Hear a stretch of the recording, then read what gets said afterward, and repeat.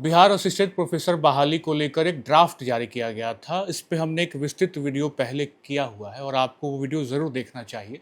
क्या कुछ दिक्कतें हैं और साथ-साथ किस तरीके से उस ड्राफ्ट में तैयारी की गई है आगे बहाली को लेके, इस पे हमने बातचीत की थी। लेकिन अब जो है उस वीडियो को देखने के बाद दर्शकों के द्वारा कई सारे कमेंट आए और खामियों पे भी बहुत सारी चीज़ें ज़िक्र की जा रही हैं कि ड्राफ्ट में अलग-अलग तरीके से अगर देखें तो कुछ-कुछ खामियाँ हैं, जो कि सरकार को सुधार करने की ज़रूरत है।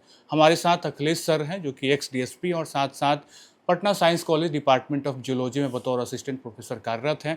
सर, हमने बातचीत तो की थी, बेट को लेकर भी बातचीत किया कि क्या बेट होगा, नहीं होगा, ड्राफ्ट तो आ ही गया है। लेकिन अब दिक्कतों पे बातचीत करनी बहुत ज़रूरी है हुँ, क्योंकि ड्राफ्ट में ऐसी चीज़ें दिख रही हैं कि खामियाँ बहुत ज़्यादा हुँ, हैं। हमने पहले वीडियो में ऐज पे बातचीत की हुँ, थी। थोड़ा इसको और तोड़ के हम समझने की कोशिश करेंगे कि आखिर ये प्रॉब्लम क्यों आ रही है और बिहार हुँ, में ऐसा क्यों हो गया कि ऐज घटा दिया गया बाकी हुँ। राज्यों से अगर हम कंपेयर करें, तो यहाँ पे असिस्टेंट प्रोफ़ेसर को लेकर ये दिक्कतें क्यों पैदा हो रही हैं? देखिए, सबसे पहले तो अभिनंदन जी, आपको धन्यवाद है और आपके संपूर्ण जो खबर अनफ़िल्टर्ड टीम है, उनको भी मैं बहुत धन्यवाद देता हूँ कि एक जो बहुत सेंसिटिव मामला है ये और जनहित का मामला है, क्योंकि बिहार में बहुत सारे लाखों अभ्यर्थी हैं जो असिस्टेंट प्रोफ़ेसर बहाली का बहुत बेसब्री से इंतज़ार कर रहे हैं और उनसे जुड़ी खबर है ये। और जिस तरह के ड्राफ्ट आए हैं, तो उस ड्राफ्ट से एक चीज़ तो दिख रहा है मुझे कि बहुत सीरियस डिस्कशन नहीं हुआ है। जो लोग भी ड्राफ्ट कमिटी में हैं, विद्वान लोग हैं, उनकी विद्वता है, उस पे मेरा कोई प्रश्न चिन्ह नहीं है।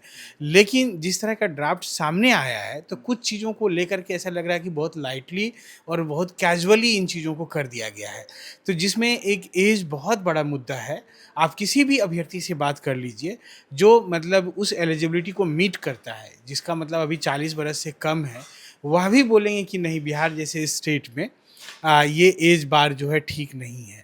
मैं इसको थोड़ा दर्शकों को विस्तार से समझाना चाहता हूँ और मैं चाहता हूँ कि हमारी ये बात जो नीति निर्धारक हैं हमारे वहाँ तक पहुँचे, हमारी सरकार तक पहुँचे और राजभवन तक पहुँचे और इस पे सीरियस डिस्कशन हो।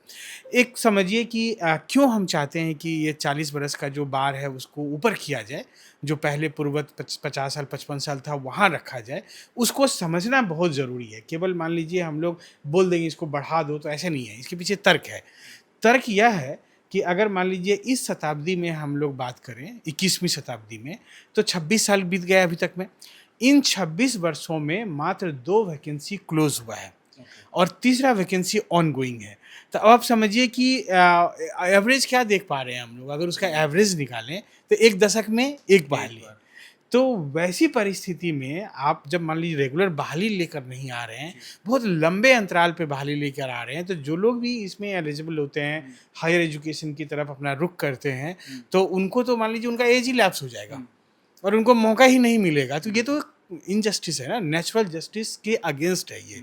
नेचुरल जस्टिस क्या कहता है, सबों को थोड़ा मौका मिलना चाहिए। और बिहार जैसे प्रदेश में, जहाँ पर कि छात्रों के लिए एक जॉब बहुत समझिए लॉन्ग वेटेड होता है, पैराडाइज वेटिंग होता है उनका, और जब कभी जॉब लगता है तो वो बहुत खुश होते हैं। ये हम लोग का सोशल स्ट्रक्चर इस तरह का है, तो उसको भी समझना पड़ेगा। दूसरी एक सबसे बड़ी बात समझनी होगी हम लोगों को कि अब देखिए बिहार में क्या डायनेमिक्स है कि जब बच्चे 12th पास होते हैं तो वो इंटरमीडिएट स्तर की परीक्षाओं में इन्वॉल्व हो जाते हैं। वहाँ उनका 2-3 साल का गैप हो जाता है। फिर वो ग्रेजुएशन में दाखिला लेते हैं। ग्रेजुएशन में दाखिला लेने के बाद सभी विश्वविद्यालय अमूमन लेट चल रहे हैं। पटना विश्वविद्यालय को छोड़ दें तो उस कंडीशन में उनका ऐसे ही सेशन लेट की वजह से फैसला भी काफ़ी लेट हो जाता है। एक्सटेंड हो जाता है। फिर वो ग्रेजुएशन लेवल के कॉम्पिटिटिव एग्ज़ाम में लग जाते हैं, वहाँ उनका कुछ साल निकल जाता है। फिर वो पोस्ट ग्रेजुएशन में जाते हैं, तो वहाँ भी उनको मतलब सेशन लेट-फेट होते-होते विलंब हो जाता है। तब जाके वो पीएचडी की तरफ रुख करते हैं, तो पीएचडी मान लीजिए 6 साल, 7 साल, 8 साल लगता है कंप्लीट करने में। उससे कम में तो होता नहीं है। कहने का है 3 साल, लेकिन 3 साल में किसी का डिग्री नहीं होता है। छोटी-छोटी जगहों में भी वो 6 साल, 5 साल का मिनिमम वो टाइम लग जाता है।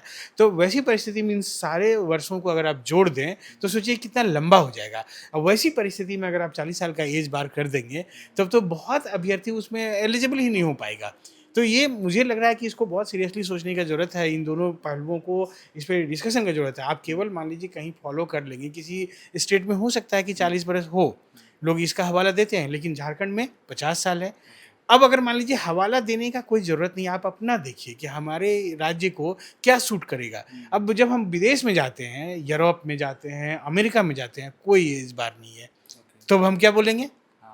वो क्या मतलब हम लोगों से कम पढ़े लिखे तो नहीं है, मतलब इंटेलेक्चुअली वो हम लोगों से आगे हैं, उसके बावजूद वो अमेरिका में आप प्रोफेसरशिप का कोई एज बार नहीं होता है। तो ऐसी परिस्थिति में मतलब ये कभी तुलना नहीं करना चाहिए। हमको अपना सोशल स्ट्रक्चर देखना है, हमको अपना बैकग्राउंड देखना है, हमको अपना एकेडमिक स्टेटस इस राज्य का क्या है वो देखना है, जिससे लार्जेस्ट हित सरकार का क्या काम होता है? सरकार का काम होता है कि इंक्लूसिव हो। मतलब हमेशा नारा देते हैं सबका साथ सबका विकास, लेकिन सब साथ ही नहीं हो पा रहे हैं। यहाँ पे मान लीजिए larger volume, larger section of student जो है वो छूट जाएंगे, वो एलिजिबल ही नहीं हो पाएंगे, फॉर्म ही नहीं भर पाएंगे। तो कहाँ से वो जो नारा फिट बैठ रहा है, सबका साथ सबका विकास, सबको साथ ले कहाँ पाए आप? तो ये तो बहाली में सबसे बड़ा है कि उस नारा के अगेंस्ट मतलब रूल्स बन गए हैं। तो मैं मतलब माननीय मुख्यमंत्री जी से आग्रह करूँगा कि आप इसमें संज्ञान लें, और माननीय शिक्षा मंत्री से मैं आग्रह करूँगा कि आप इसमें संज्ञान लें, और वो मतलब केवल थियोरेटिकल ना बनाए कि उससे मतलब लोगों को मौका ही ना मिल पाए। तो ये एक मामला है। दूसरा एक जो मतलब गेस्ट फैकल्टी को लेके मैं कहना चाहूँगा कि गेस्ट फैकल्टी का कहीं कोई उसमें नहीं दिया गया है, जिक्र नहीं है कुछ। जिक्र नहीं है, जबकि वो इतने लंबे समय से पिछले 7-8 वर्षों से अगर आप देखें, मैं जो देख पा रहा हूँ कि 7-8 वर्ष से गेस्ट फैकल्टी कार्यरत हैं, उन्होंने विश्वविद्यालय की शिक्षा को संभाला है, आपके हायर एजुकेशन को सपोर्ट किया है, तो उनका रोल, आप उनका जो योगदान है उनको ज़ीरो कर दिए हैं। तो वो तो मान लीजिए उनका एक एकेडमिक, आज बताइए सरकार का जो ये मतलब जब कह सकते हैं कि दो तरफ की बातें होने लगती है। एक तरफ आप जो लोग अभी हाई स्कूल में नेट जेआरएफ हैं और हाई स्कूल के टीचर हैं, उनको आप कॉलेज, डिग्री कॉलेज के लिए बहाल करना चाह रहे हैं, यानी उनके एक्सपीरियंस का लाभ लेना चाह रहे हैं। दूसरी तरफ जो गेस्ट फैकल्टी के रूप में विश्वविद्यालयों में पढ़ा रहे हैं, उनको आप कुछ भी लाभ नहीं देना चाह रहे हैं। तो वो भी मतलब उनको परमानेंट करने के लिए कोई प्रावधान इस तरीके का नहीं है? परमानेंट तो मान लीजिए सरकार का अपना नीतिगत मामला है। अब उसके लिए तो जैसे हमारा बात हो तो उसको एब्जॉर्व किया जा सकता है, पहले भी कई बार हुआ है इस तरह का बात।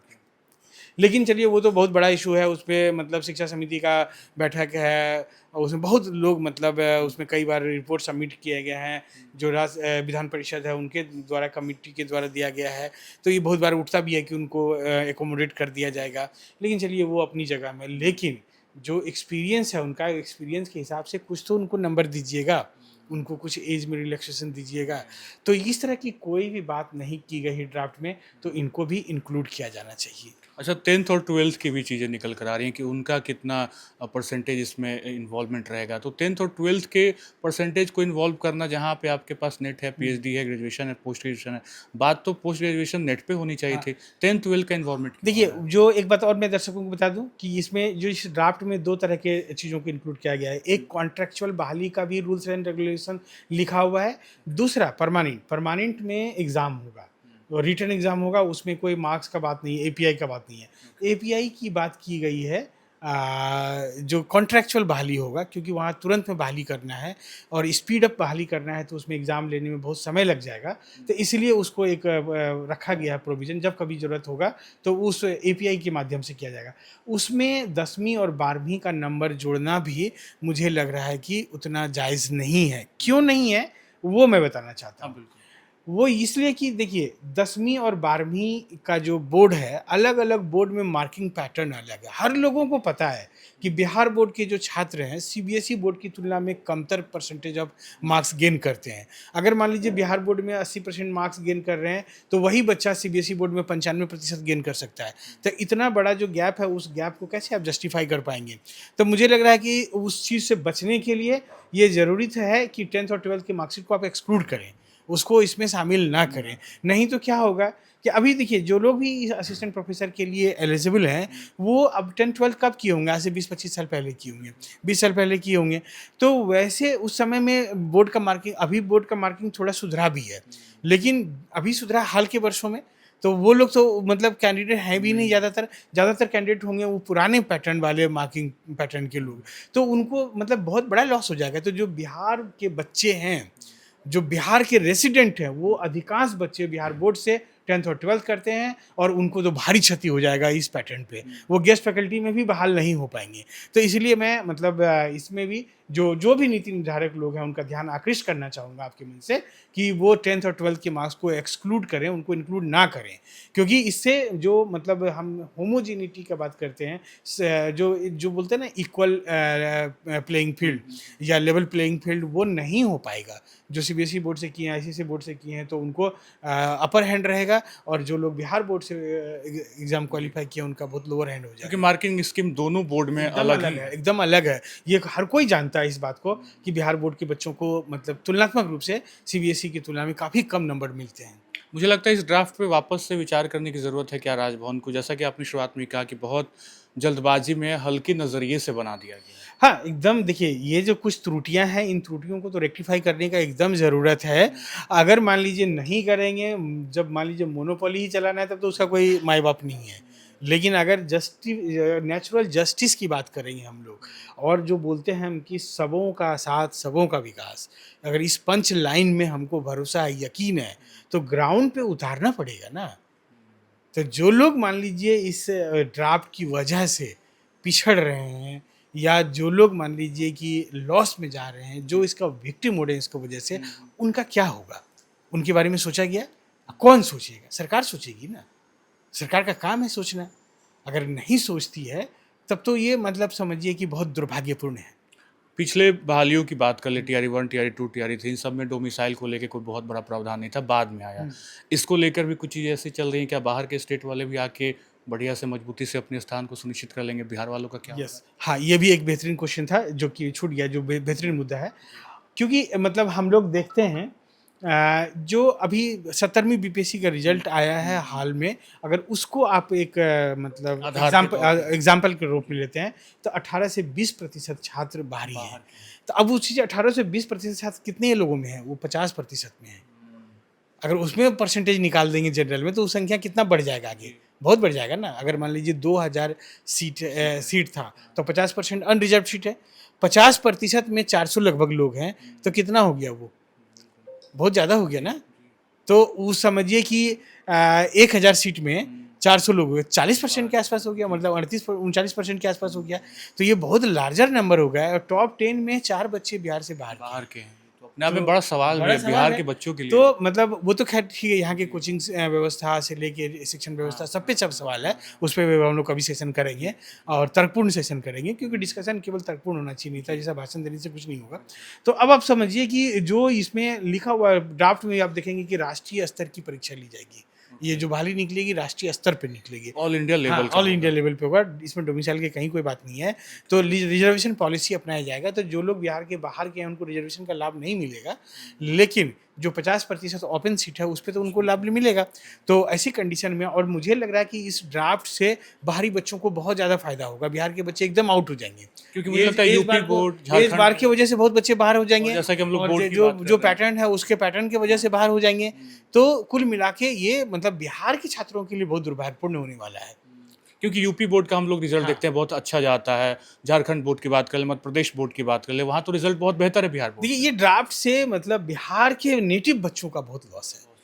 और जो मान लीजिए कि एलिजिबिलिटी रखा गया है, नेट चाहे पीएचडी चाहे बेट, अब बेट अगर नहीं होता तो और ज़्यादा दुर्भाग्यपूर्ण होगा। तो बेट तो होना चाहिए एकदम अनिवार्य, क्योंकि यहाँ के लोगों को मौका कैसे मिलेगा? जो हायर एजुकेशन में आप देखिए कि नेट का उतना प्रचलन यहाँ पे नहीं है। तो अब जाके धीरे-धीरे जब इस तरह की जब रेगुलर बहाली आ जाएगी, तो नेट का प्रचलन बहुत बढ़ जाएगा। बिहारी बच्चे तो पढ़ने में भूत होते हैं, वो तो पढ़ने लग जाएँगे, लेकिन उनको वैसा वे आउट दिखेगा, वैसा रास्ता दिखेगा तब।